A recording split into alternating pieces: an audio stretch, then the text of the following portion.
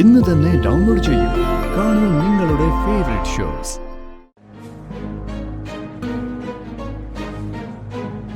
അമ്മേടെ പ്രിയങ്ക.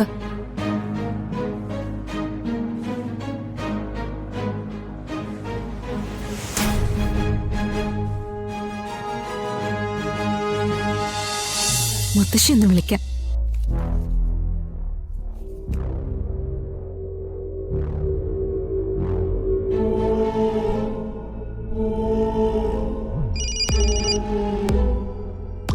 ഹലോ മുത്തശ്ശി, എനിക്ക് പടത്തിൽ അഭിനയിക്കാനുള്ള അഡ്വാൻസ് കിട്ടി.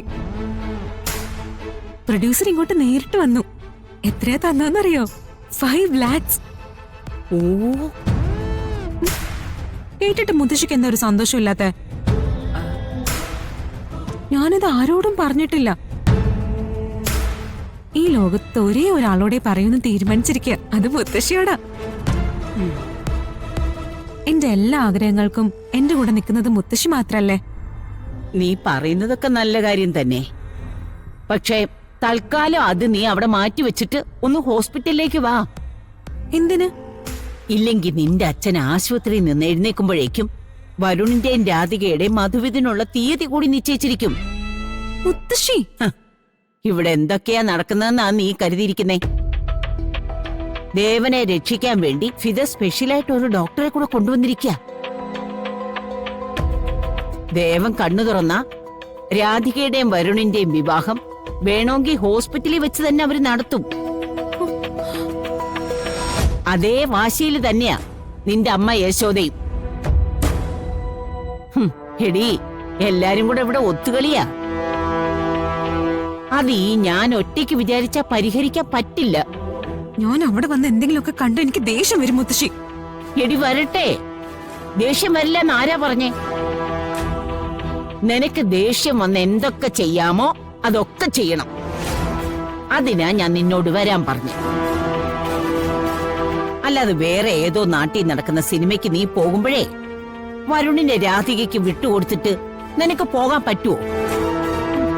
അതൊരിക്കലും പറ്റില്ല. എന്റെ സ്ഥാനത്ത് വരുണിന്റെ ജീവിതത്തിൽ രാധികയോ? അത് സംഭവിച്ച പിന്നെ എന്ത് നേടിയിട്ട് എന്താ കാര്യം? ആ, അങ്ങനെ പറ. അതെ, നീ പെട്ടെന്ന് ഇങ്ങോട്ട് വാ. ഏതെങ്കിലും രീതിയിൽ ഇവിടെ വെച്ച് തന്നെ ഇതൊക്കെ അവസാനിപ്പിക്കാൻ നോക്ക്. ഞാൻ ഉടനെ വരാം. വന്ന് വരുണിനെ ഇങ്ങോട്ട് പിടിച്ചോണ്ട് വരാം. എടീ, ചങ്കൂറ്റം ഉണ്ടെങ്കിൽ അതാ ചെയ്യേണ്ടത്. അവൻ ഇവിടെ കിടന്ന് പ്രണയനാടകം കളിച്ചോണ്ടിരിക്കുക. അവരുടെ ഒരു നോട്ടവും ഭാവവും. നീ പെട്ടെന്ന് ഇങ്ങോട്ട് വാ.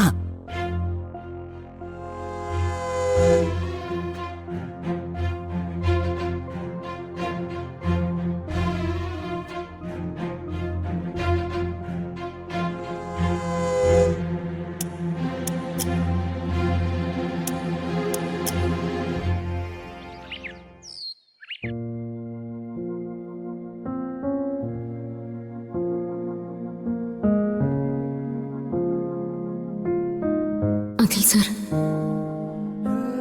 നമ്മുടെ മോളെ തെറ്റ് ചെയ്യാണോ? വരുൺ അവളെ ഇഷ്ടമാണെന്നൊക്കെ എനിക്കറിയായിരുന്നു. പക്ഷേ അവൾ അതിനൊരു കൃത്യമായിട്ടുള്ള പരിധി നിശ്ചയിച്ചു പോയിരുന്നതാ. വരുൺ പ്രിയങ്കയുടെ ഭർത്താവാ. അവരൊന്നിച്ച ജീവിക്കുന്നെന്നൊക്കെ എത്ര തവണ അവള് തന്നെ പറഞ്ഞിരുന്നു. എന്നിട്ടും അരുതാത്ത ചിന്തയൊക്കെ അവളുടെ മനസ്സിൽ വന്നു പോയാ.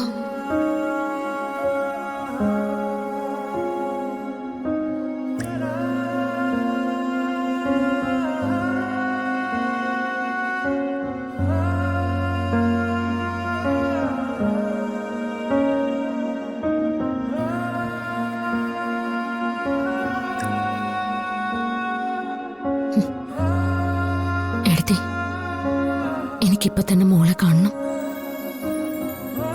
ഇക്കാര്യം എനിക്ക് ചോദിച്ചേ പറ്റൂ. ഇപ്പൊ പോണ്ട ശ്യാമേ. പിന്നെ എപ്പോ ചോദിക്കാനാ? രാധിക ഇപ്പൊ ഹോസ്പിറ്റലിലായിരിക്കും.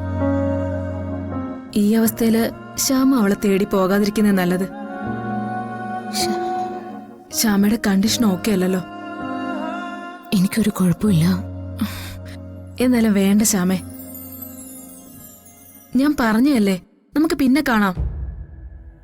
സാധാരണ എന്ത് കാര്യം സംഭവിച്ചാലും ഭഗവാന്റെ മുന്നിൽ പോയി പ്രാർത്ഥിച്ചാൽ എനിക്കൊരു സമാധാനം കിട്ടുന്നതാ.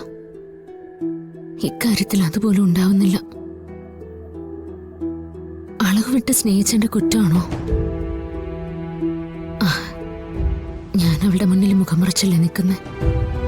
അപ്പൊ അവൾക്ക് എന്റെ മുന്നിൽ മുഖം മറയ്ക്കാൻ എന്താ പ്രയാസം അല്ലേ? ശ്യാമേ, കൂടുതൽ ചിന്തിക്കും തോറും ശ്യാമ അസ്വസ്ഥയാ.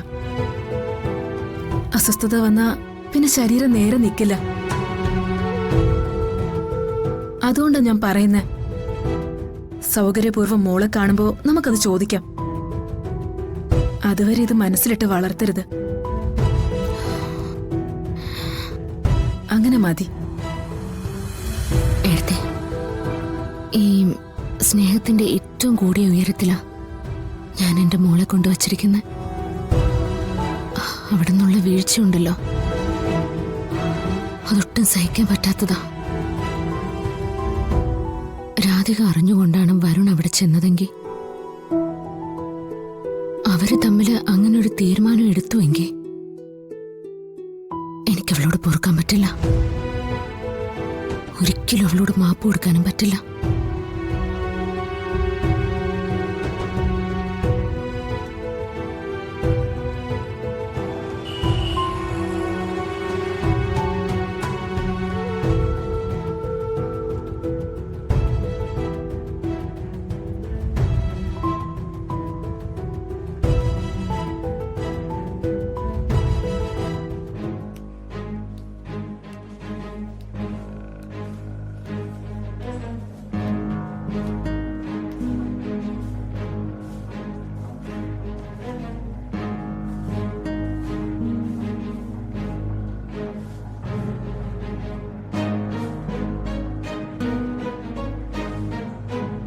അമ്മേന്റെ പ്രിയങ്ക.